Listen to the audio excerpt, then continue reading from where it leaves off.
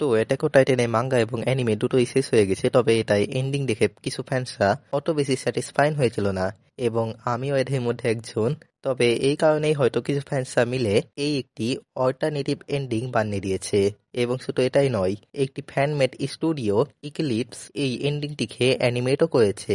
এবং সিরিয়াসলি যখন আমি বলছি এটা ফ্যানমেড স্টুডিও, যদি আপনারা এই স্টুডিওয় অ্যানিমেশন দেখেন তো আপনারা বলবেন এটা ফ্যানমেড স্টুডিও সিরিয়াসলি, মানে সিরিয়াসলি এই স্টুডিও অ্যানিমেশন এত বেশি high quality which is close to MAPPA level.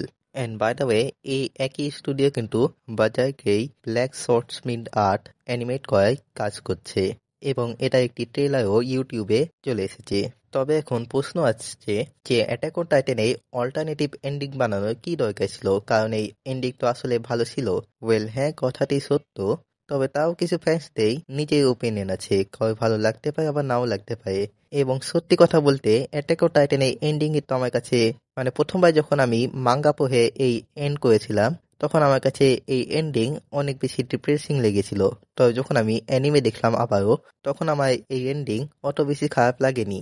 তবে শুধু সেই বিষয়টি খারাপ লেগেছে যেই পয়েন্টে এসে প্যারাডিস আইল্যান্ডে আবারও অ্যাটাক হয়। তো হয়তো এই কারণে কিছু ফ্যান্সরা মিলে একটি অল্টারনেটিভ এন্ডিং বানিয়ে দিয়েছে। বাকি সত্যি কথা বলতে I have no idea about it. তবে ইক্লিপস স্টুডিও অ্যাটাক অন টাইটানে যে এন্ডিংটিকে অ্যানিমেট করেছে that is really good. No, that's just amazing. এবং এই এপিসোড আপনারা কিন্তু ইউটিউবেই পেয়ে যাবেন ইংলিশ ডাবিং এর সাথে, এবং এই ইংলিশ ডাবিংও কিন্তু অনেক ভালো হয়েছে। আই নো জাপানিজ ডাবিং কেউ টপকাতে পারবে না, but still it English dubbing is still good in my opinion. এবং যে অ্যামেজিং অ্যানিমেশন এবং ভিজুয়ালস দেখেছে দ্যাট ইজ রিয়েলি ফাক। তো যদি আপনি আবারও অ্যাটাক অন টাইটানে ফিল নিতে চান তো এই অল্টারনেটিভ এন্ডিং দেখতে পারেন। এই এপিসোডটি ইউটিউবেই অ্যাভেলেবেল আছে এবং আমি ডিসক্রিপশনে লিংক দিয়ে রেখেছি। তো আজকের ভিডিও আপাতত এখানেই শেষ করছি। ভিডিওর কোনো পয়েন্টে যদি আমার কণ্ঠ একটু অস্পষ্ট লাগে তো এই কারণ হচ্ছে আমার গলা বসে গেছে, এই জন্যই আমি নিচু কণ্ঠে কথা বলছি। তো যাই হোক, আর বেশি কথা বলবো না, দেখা হচ্ছে পরের ভিডিওতে।